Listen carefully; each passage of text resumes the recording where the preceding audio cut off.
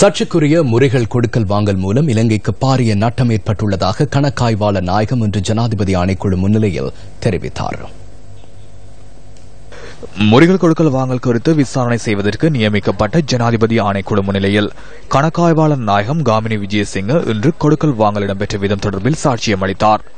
1.308 billion முறைகளை ஏலத்தில் விற்று அதனை 10.058 பில்லியனாக அதிகரித்தமையால் 889.358 பில்லியன் ரூபாய் நட்டம் ஏற்பட்டுள்ளதாக கணக்காய்வாளர் நாயகம் குறிப்பிட்டார்.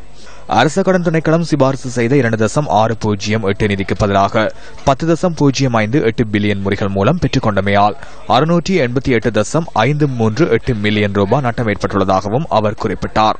சர்ச்சைக்குரிய முறைகள் கொடுக்கல் வாங்கல் 2015 ஆண்டு பிப்ரவரி 27 ஏலத்தில் விட்டபோது முதல்நிலை பங்குதாரர்கள் 20.708 பில்லியன் ரூபாவை முறைகளுக்காக பெற்றுக் கொண்டுள்ளதாக கணக்காய்வாளர் நாயகம் தெரிவித்துள்ளார்.